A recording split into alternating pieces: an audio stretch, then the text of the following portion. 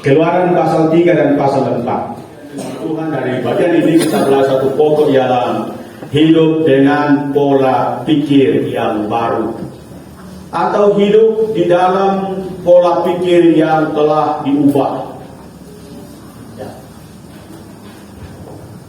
Hidup dengan pola pikir yang baru.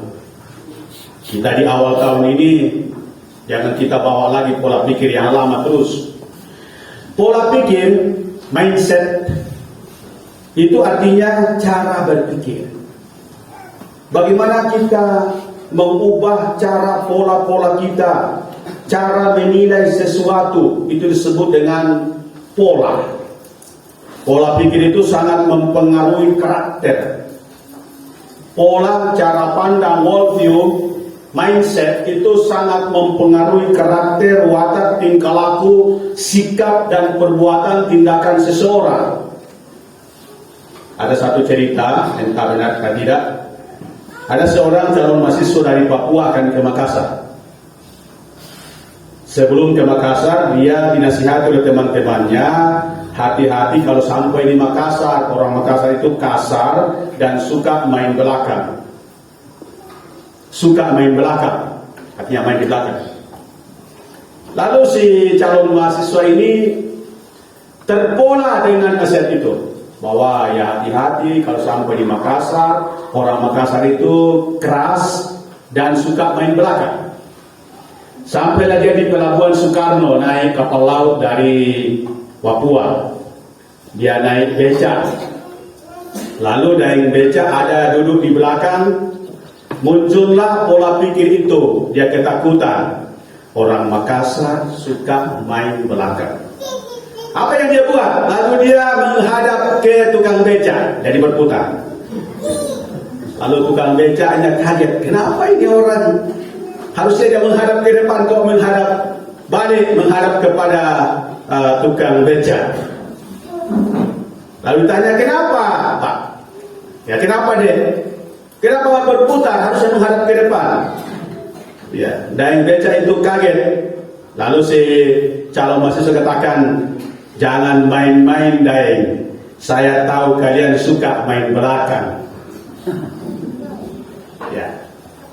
Pada bagian ini dijelaskan tentang cara Tuhan mengubah pola pikir Musa. Dalam bagian ini kita menemukan Tuhan mengubah pola pikir Musa.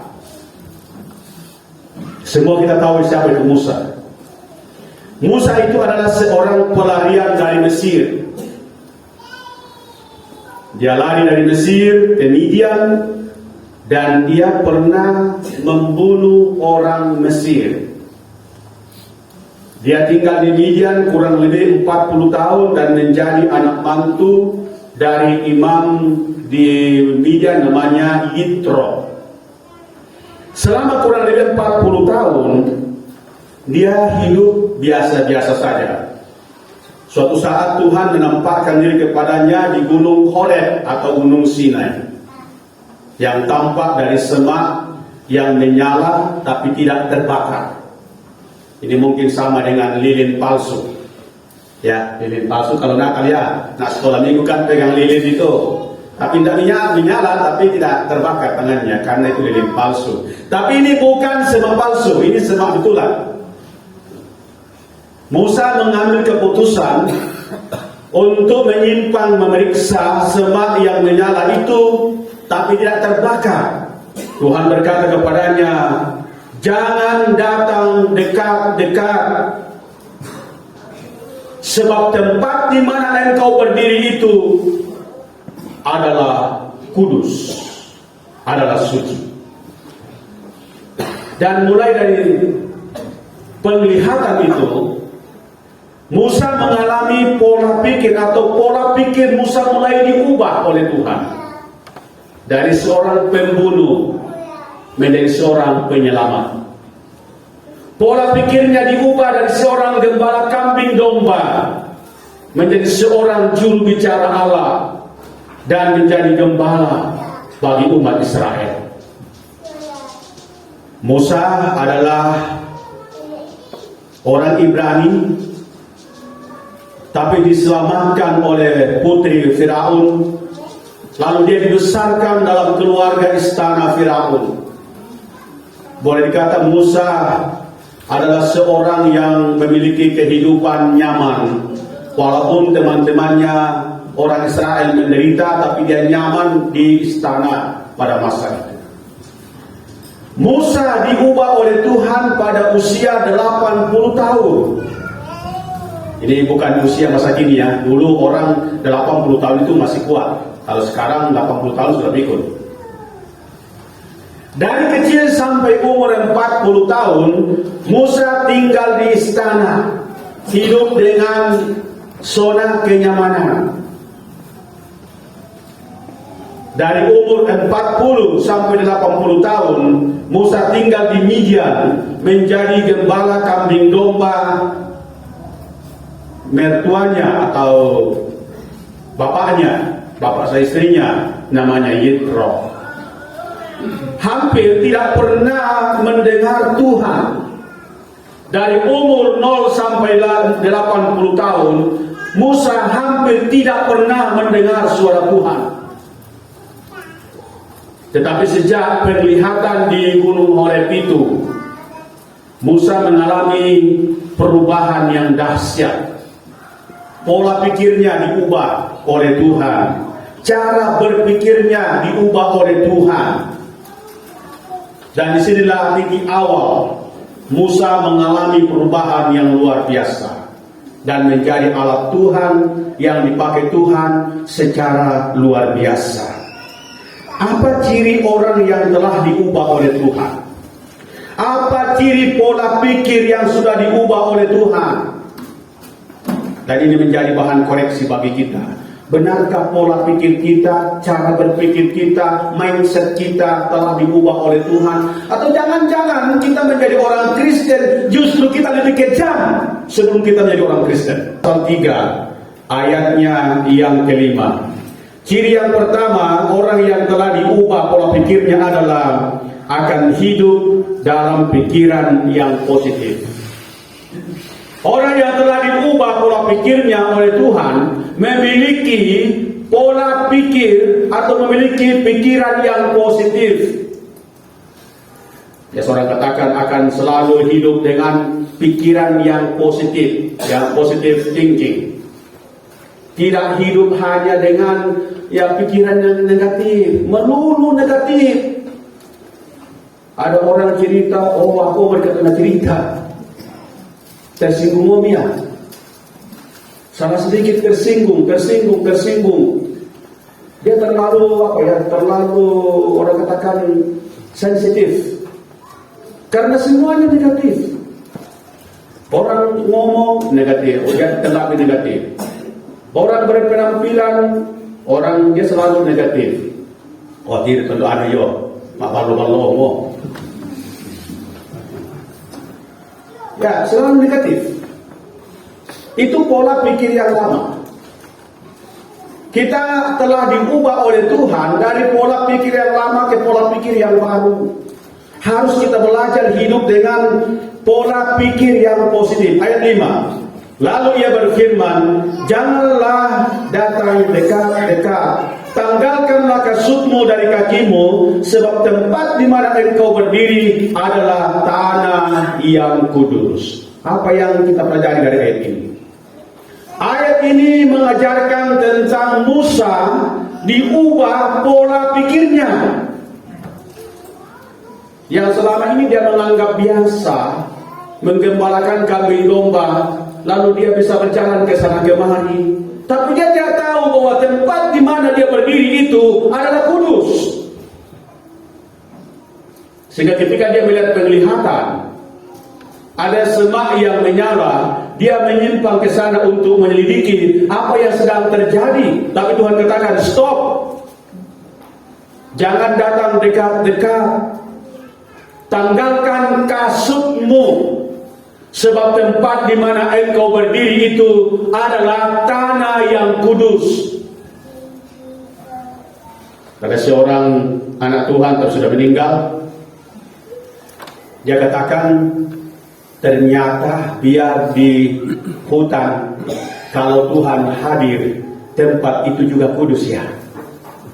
Bukan hanya di gedung gereja, bukan hanya di Yerusalem, tapi di mana saja Tuhan hadir, tempat itu kudus. Ayat yang mengubah pikiran Musa, ini adalah ayat yang mengubah pola pikir dari cara berpikir lama ke berpikir yang baru. Jangan datang dekat-dekat, tanggalkan kasutmu.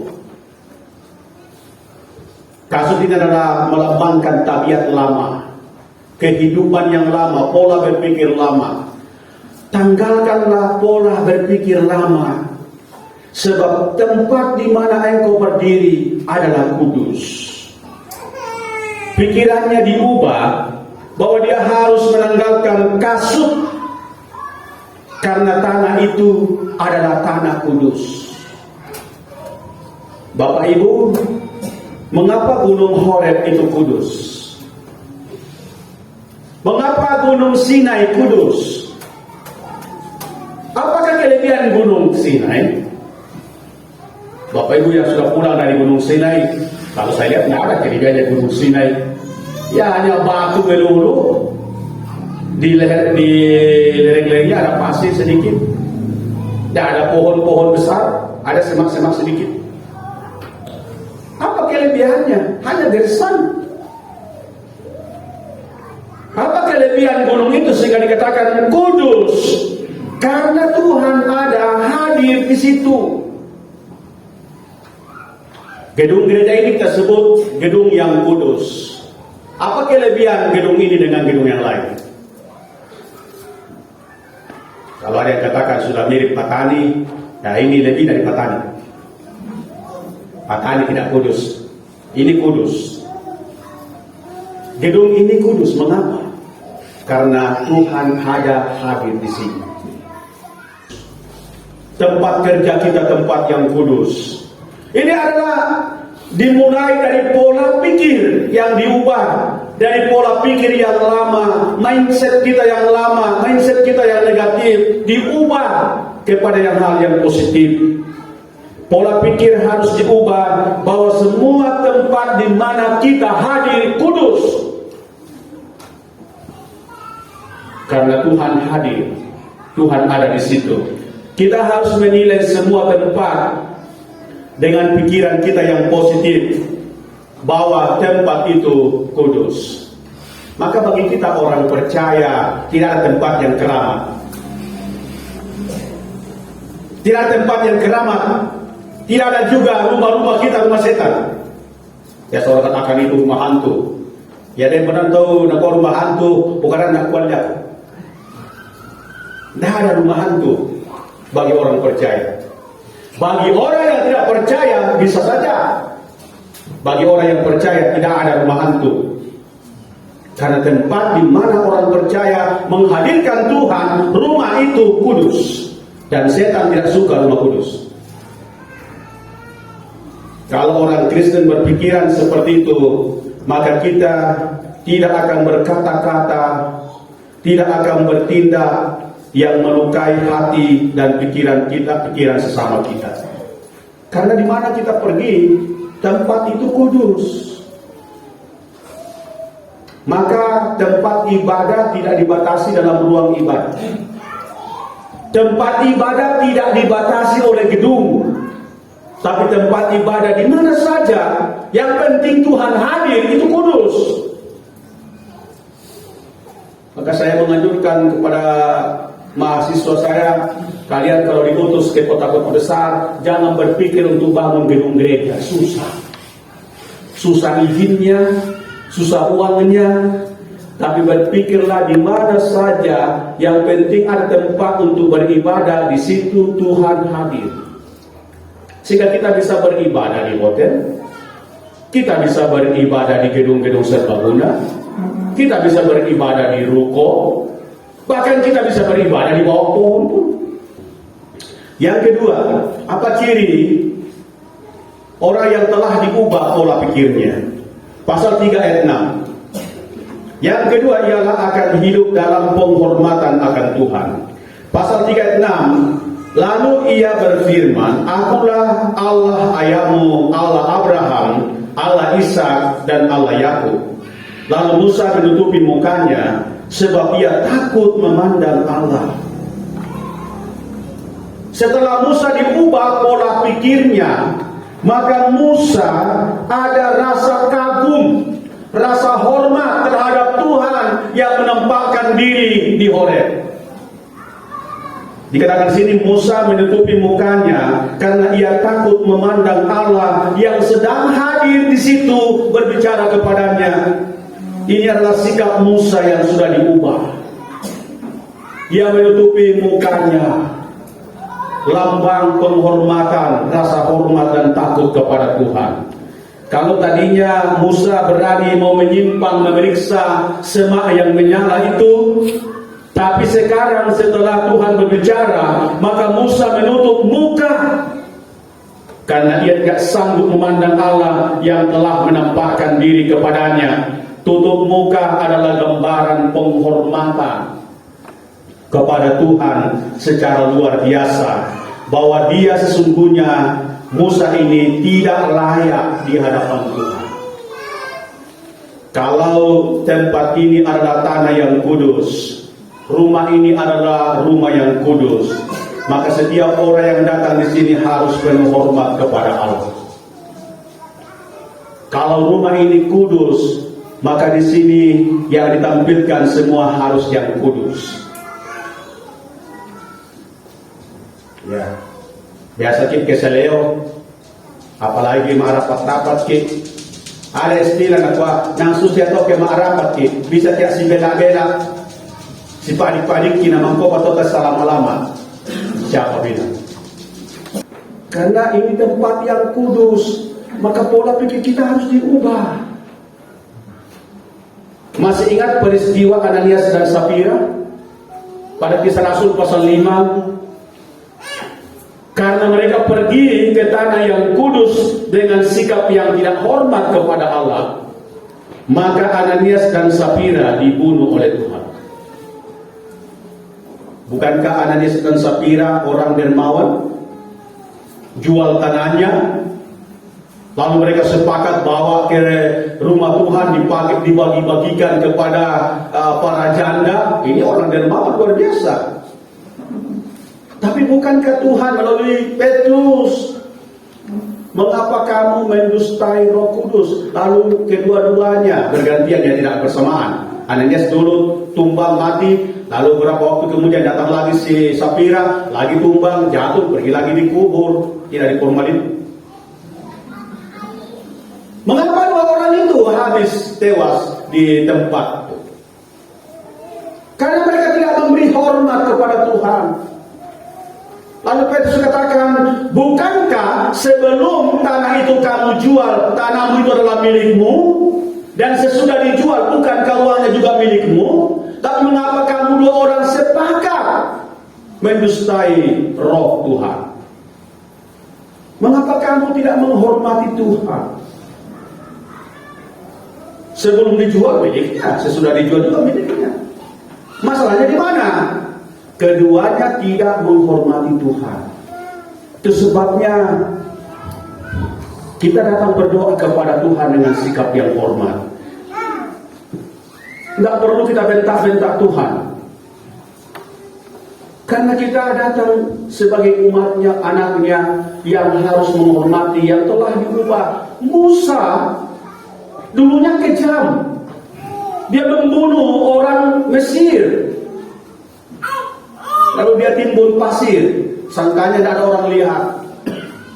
Besoknya keluar jalan-jalan, lalu ada orang Ibrani, orang sukunya berkelahi, lalu datanglah Musa melarai, hei jangan kamu berkelahi, kita ini sesama orang Ibrani.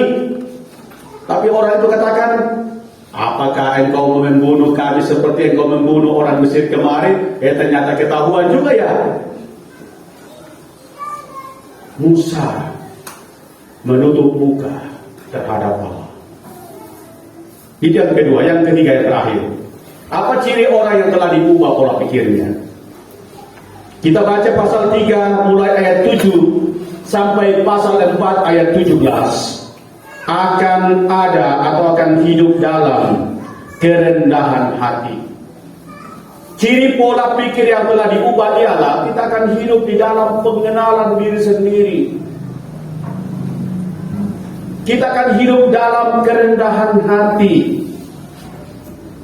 Atau istilah anak muda, kita akan hidup dalam kondisi tahu diri kita, siapa saya sebenarnya. Pasal 3 ayat 11. Tetapi Musa berkata kepada Allah, siapakah aku ini? Maka aku yang akan menghadap Firaun dan membawa orang Israel keluar dari Mesir. Pasal 4 ayat yang ke-10 dan 13. Lalu kata Musa kepada Tuhan, Tuhan, aku ini tidak pandai bicara. Dulu pun tidak, sekarang pun tidak. Ayat 13. Tuhan, utuslah kiranya siapa saja yang patut kau utus. Saya tidak layak. Tuhan sudah berulang-ulang katakan kepada Musa, Musa, aku telah mendengar rintihan orang Mesir. Aku telah mendengar penderitaan mereka. Aku telah melihat bagaimana orang Mesir menindas mereka. Orang Mesir itu disiksa di Mesir. Orang Israel disiksa di Mesir. Dibatasi. Jumlahnya dibatasi. Kalau laki-laki dibunuh, tidak boleh berkembang biak. Mereka disuruh dengan kerja rodi, kerja paksa. Dan Tuhan katakan kepada Musa, Musa, aku berkenan mengutus engkau ke sana untuk melepaskan umatku dari tangan Firaun, untuk membawa ke suatu negeri yang berlimpah-limpah susu dan madu. Sebelum diubah oleh Tuhan, Musa merasa hebat. Pasal 2 ayat 12 dan 17, dia berani membunuh orang Mesir. Berarti hebat kan? Dia menjadi pembunuh bagi orang yang menganggap dirinya hebat. Pasal 2 ayat 17, ketika dia sampai di Midian, keluarlah anak perempuan Midian, gembala-gembala perempuan untuk membuka sumur, karena di sana susah air ya. Jadi tidak boleh sembarang buka sumur, harus berkumpul semua. Nah, biasanya banyak juga perempuan jadi gembala. Maka datanglah gembala-gembala laki-laki yang lain usir mereka. Kasihan ya, karena mereka perempuan diusir. Tapi apa yang dilakukan oleh Musa? Musa mengusir semua yang laki-laki. Musa so hebat membela perempuan. Gemurel. Ya. Diusirlah yang laki-laki. Lalu gembala-gembala perempuan bisa memberikan air kepada gembalaannya atau domba-dombanya. Tetapi dikatakan sejak Tuhan mengubah Musa, mulai pasal 3 dan pasal 4 kitab Keluaran, Musa justru merasa tidak ada lagi apa-apanya. Tuhan mengutus dia pergi menghadap Firaun untuk membawa orang Israel keluar dari Mesir. Tapi apa kata Musa? Tadi saya sudah bacakan berulang-ulang. Siapakah aku ini? Ada 4 kali Musa menyatakan dirinya. Siapakah aku ini sesungguhnya? Dia ragu-ragu jika dia sampai di Mesir, lalu ditanya oleh orang-orang Ibrani, orang Israel, siapakah Allah yang memutus engkau itu? Siapa namanya? Dia ragu-ragu jangan-jangan sampai di sana dan ditolak oleh bangsanya sendiri. Karena dia sudah tahu diri siapa dia sebenarnya di hadapan Tuhan. Kapan kita merasa hebat, berarti kita belum mengenal Tuhan dan belum mengenal diri kita sesungguhnya. Semakin kita mengenal Tuhan, semakin kita merasa tidak ada apa-apanya di hadapan Tuhan. Karena itu tidak ada alasan bagi orang percaya untuk bersikap angkuh. Tidak ada alasan bagi kita untuk merasa bahwa kita jago. Musa yang begitu hebat, Setelah diubah oleh Tuhan, maka pola pikirnya berubah menjadi orang percaya yang rendah hati. Bahkan disuruh pun dikatakan, Tuhan, yang lain saja utuslah, saya tidak mampu. Yang lain saja. Ini Musa ini mungkin seperti orang Toraja. Gayanya seperti orang Toraja, disuruh kerja tidak bisa, suruh kerja tidak bisa. Ya, makanya orang Toraja katanya sulit maju, karena selalu merasa seperti Musa, tidak bisa, orang lain saja. Tapi beda kalau orang Batak. Orang Batak dikasih pekerjaan, ditanya, bisa enggak? Bisa, coba kerja, latih dulu. Kalau orang Toraja biar hebat, dikasih pekerjaan, saya enggak bisa. Musa juga seperti itu, padahal Musa hebat sebenarnya. Tapi karena dia berhadapan dengan Tuhan yang hebat, maka dia merasa bahwa dia tidak ada apa-apanya.